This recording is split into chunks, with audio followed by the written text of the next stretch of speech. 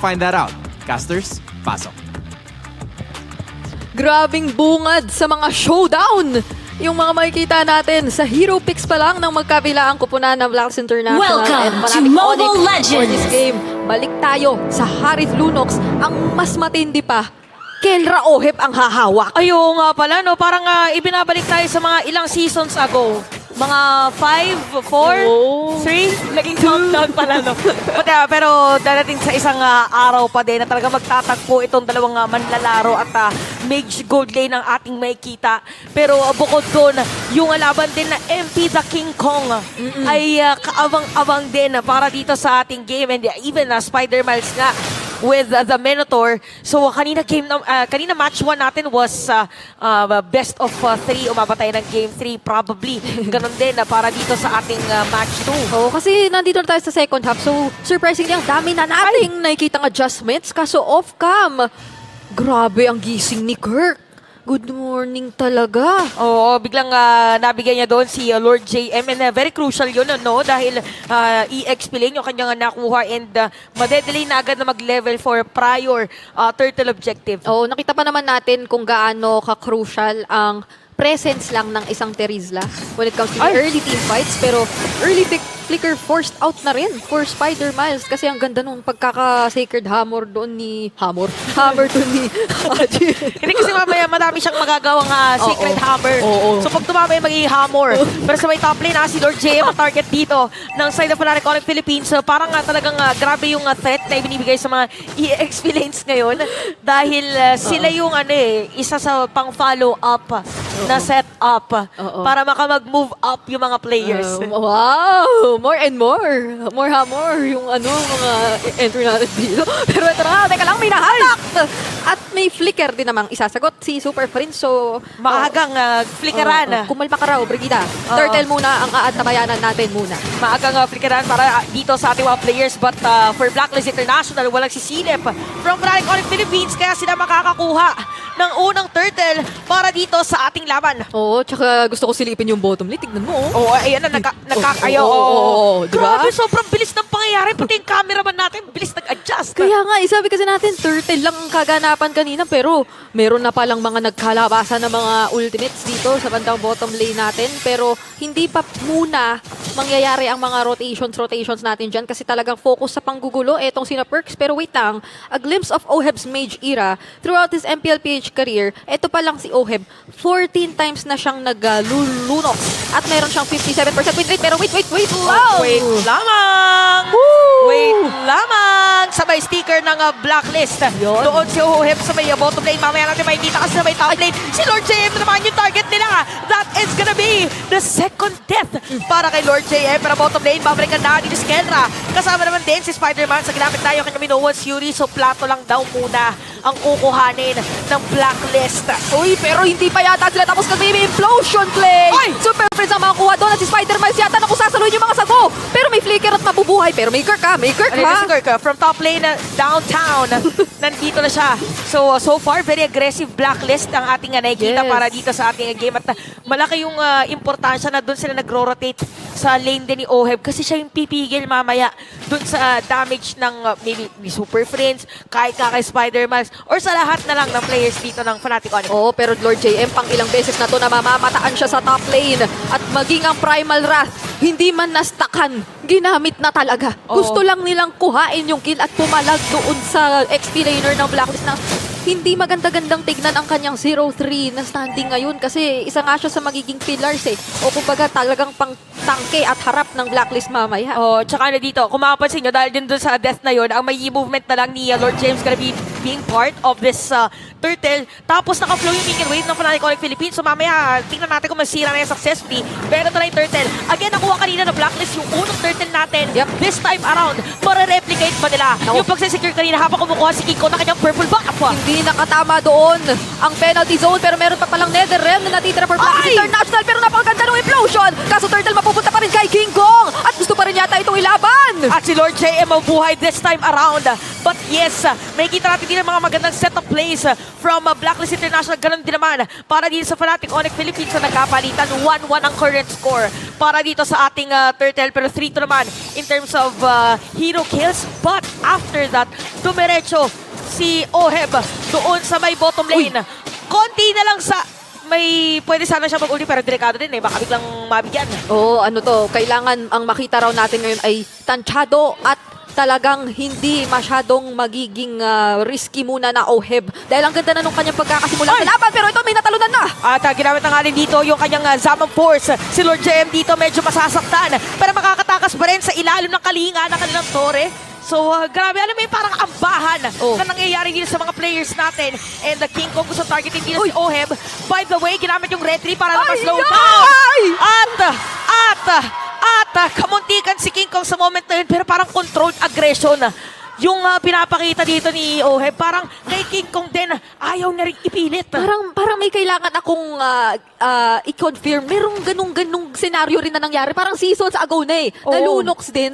Tapos parang trip down memory lane pala itong laban natin. Ang dami pala nating nababalik ang mga senaryo dito. Pero eto talagang nagiging maganda ang simula for Oheb. And even for Blacklist International overall, dito kontra sa Fnatic Onyx, nakikita natin yung kakaibang approach nila na sige, dadaan natin sa tapang ito na parang wala kahit anong hesitation na ang ganda rin nung pag-work together with their lineup. Kasi even if sabihin natin medyo hindi maging matagumpay, naging yung penalty zone kanina ni Lord JR, hindi naman sobrang naging on point dun Pero meron silang Netherrealm, para meron silang mga second attempts na pwedeng gawin. Even the implosion play. Oo nga, no? So parang ano talaga dito ang importante para dito sa ating dalawang teams is kung sinong mas matapang. Kung sinong mas matapang ay talagang mauunang gumapang doon sa mga kalaban nila at isa sa mga unang gagapang dito para sa side ng Fnatic Onyx Philippines. Pero wait lang, habang nangyayari yun, na-counter pala kasi nakuha pa rin ni MP The King yung turtle. Oo, medyo na-dodge dun na-dodge dun nitong si MP The King ang onward sana na magiging pang-engage ng Fnatic Onyx. So nakakuha na naman ng turtle ang Blacklist International at kaya rin sila ay may hawak na, sabihin na natin kahit 1K lang na kalamangan, overall, ramdam mo sa movement nila na parang hawak-hawak nila yung control and yung aggression dito. Pero at least for Fnatic Onyx, they still have the link. Si King Kong ay kaya namang maghanap ng mga trades. So talagang napapantay pa rin nila yung nakikita nating laban. Kasi kanina, habang nangyari yun, nakasira na Torres King Kong sa may bottom lane. So probably ay medyo tinatry nila stretch out yung sabihin na nating aggression ng Blacklist International. Kasi if not, pag naging reactive sila, mahirapan sila later on. So wait lang. Since nakita natin si King Kong kanina sa may bottom lane, bakit hindi puntahan? Sabi nila MP The King. So medyo nag-signature. Pirma yun Oo. Tsaka gusto ko yung hinintay niya talaga yung tamang kung saan lalagda.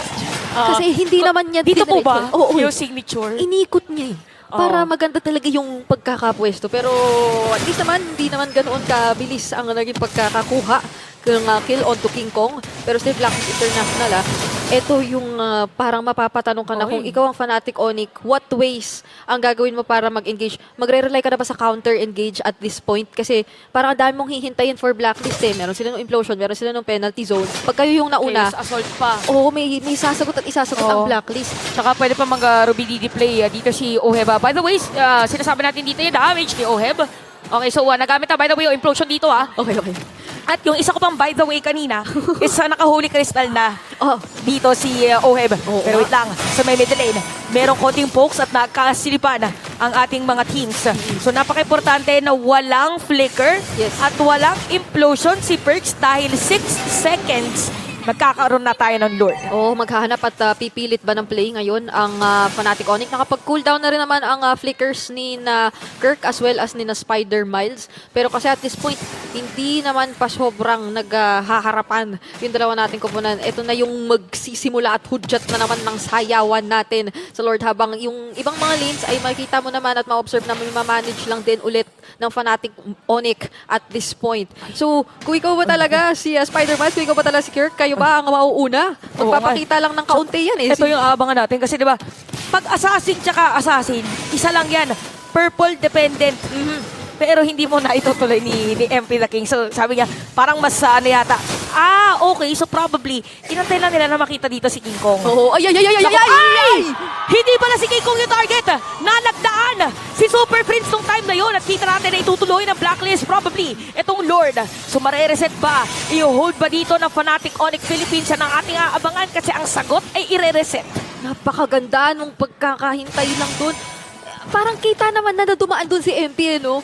Pero hindi mo aasahan na at that same moment, ay meron pa pala siyang ipipilit hanapan at gamitan ng fracture. Pero ang Fnatic Onyx, ano ang kanilang magiging response? Kasi penalty zone naroon na! Dalawang tinamaan na penalty zone. Meron pa nakap dito from the Lord. Pero in Netherrealm, nagamit na Spider-Bounce is gonna be down. Si Kirk dito, kahit walang buhay, humihit pa rin. At sige kung makaka-double kill. Galing naman si Haji, galing na patay Lord. It's gonna be Fnatic Onyx Philippines. At isama mo na yung Maniac para dito kay King Kong. Tamang hintay lang ng timings! Etong si King Kong! Nakita natin yung kanyang napakagandang pagkakapili ng target na kailangan nating sama-samang balikan sa ating Infinix Instant Replay. Actually, ang daming tumalon-talon dun eh. Oo nga Pero eh. yung isa siguro sa mga nakakagulat na pangyayari ay yung mabilisang pagkakanegate doon sa Netherrealm. Kasi at that moment, for a moment, inisip ko talaga na ang Blacklist International magkaka-advantage na sila rito. Kasi medyo nagkaroon na sila ng pampatagal sa laban. Kaso nabura. Oh, tsaka nakita natin pala dun sa ating replay. During the team fight, hindi na-reset yung Lord. So parang nakikisama siya sa sali ako. Baka siya rin yung Oo, nakabura. nakikihit din siya dito against all the players during the team fight. Pero mas more on squishy kasi yung lineup dito ng Blacklist International. So tingnan natin, biglang nag-swing ang ating economy. Fnatic Onyx Philippines naman ngayon ang may lamang at meron silang bit-bit na Lord laban sa Blacklist. Yun lang talaga yung medyo tricky dito for Blacklist International. Yung kapag ka naging off ng onte yung timings, hindi nyo masyadong mararamdaman yung kunat o yung talagang sustain na meron sila apart from the Netherrealm na pag nagawin off yung timing, talagang magiging kawawa na rito sina Lord JM and sina Perks kapag ka hindi rin nakahanap ng magandang mga setup plays against Fnatic Onyx. Pero now, depensa muna for Blacklist International. Mukhang makakasagot naman ang... Teka lang! Oy! Nasa loob doon ng penalty zone. Walang energy. Ang sakit na ng maso dito ni Lord JM.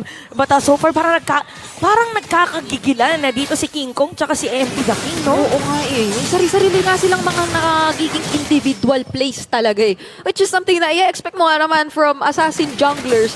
Pero yung timpla na itong dalawang junglers natin ngayon, parang hindi ka pwedeng kumalma. Parang kailangan batay sarado ka sa kung ano yung mga gagawin nila. Ultimo si MP kanina, akala natin re-recta na sa Lord, pero gusto pala pitas kay Super Prince. O di kaya naman, etong si King Kong, di ba?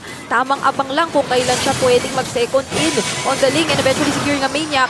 Tapos ngayon, ultimo purple buff ay pinagkakaguluhan na nandito tayo sa puntong ito at ito ang isa sa mga pinakaayaw mo kung assassin ang jungler. Oh, nagkaagawan sila nung time na yun pero naunang makakuha dito si MP nauna si MP the King naggamitin yung kanyang retry kaya siya din yung naka-secure niyan.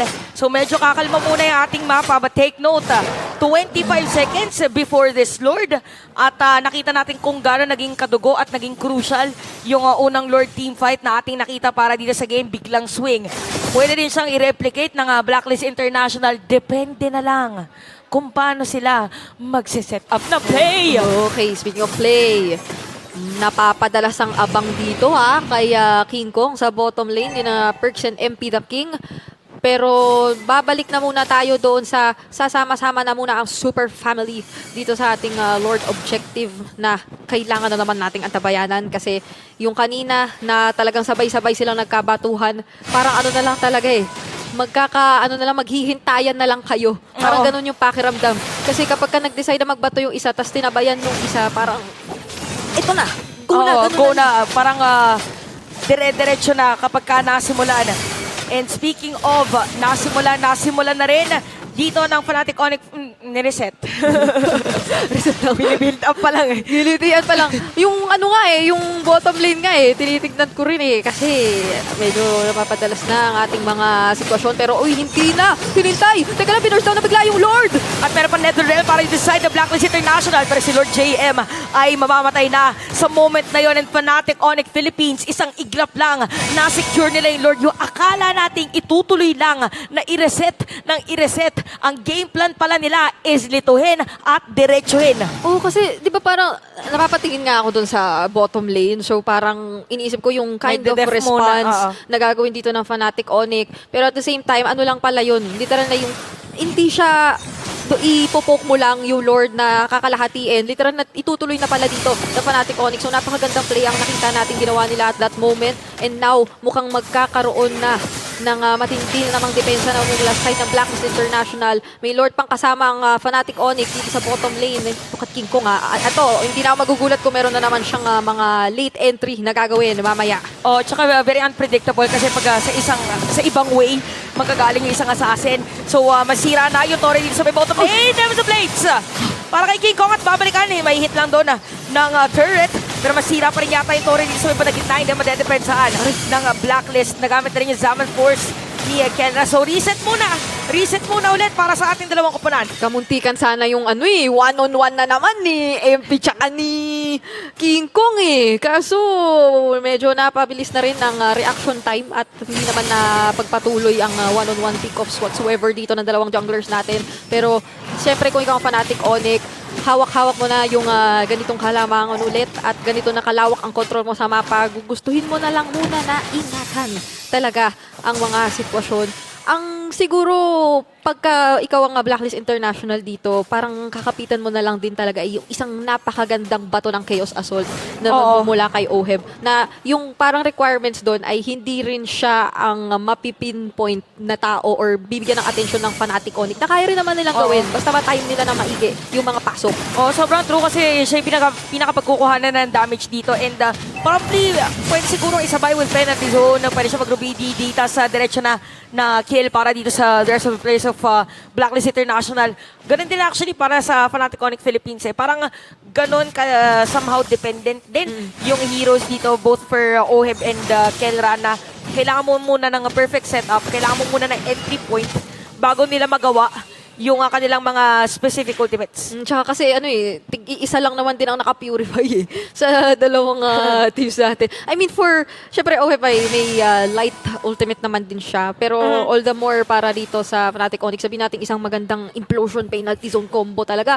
Pero ang maganda rin kasi sa Fnatic Onyx ay hindi nila pinapakita kay Perks and kay Lord JM yung magandang yung formation na papabor sa kanila na gawin yon. Kasi very all over the place in a good way. Dito yung nakikita natin kung na pagpepwesto mula sa Fnatic Onyx. So tingnan na naman natin dito sa paparating na Lord Objective ang magiging takbo ng laro kasi sinisimulan ulit siya ng Fnatic Onyx at medyo nakakalahati na surprisingly. Oh, take note na may mga flickers dito or complete lahat ng mga spells ng ating mga players. So nagkakantayan na to parang inaalam muna nila ano kaya ang nasa takbo ng isip ng aking katapat na role. Papasok na ba to anytime? Kasi hindi pa rin binibitawan ng Fnatic Onyx Philippines dito yung Lord at parang nag-aantay na lang sila ng isang paglundag. Sigurd ka makakakuha dito ng Lord at dediretso rin. Doon yung knock-up pero napakita implosion para kay Perks. Ginamit na rin yung Nether Realm at habang nangyayari yun, nagkakaroon na dito ng chance si Oheb na makang free hit. Ginamit na rin dito yung Wither Crown. Pero si Haji, laban sa dalawa, hinabol na rin siya dito ni King Kong at si Perks at si Oheb na lang ang natitira pero mabuhay din agad si Haji dahil nga pala paramis siya. Teka lang, mahanap pa yata yung mga nagre-recall na members ng Blacklist International. Oheb tumatakbo pero lalaban pa pala. Gusto pa niyang kumuha ng bawi pero si King Kong sa may base! Hindi natin alam kung kanino camera ba talaga titingin pero si King Kong ay nandito nga sa base para tapusin ang laban at game number 1 Fnatic Onyx Philippines! Gusto mo yun? Nag-aabang ka muna ng mangyayari pero pare-pareho na pala silang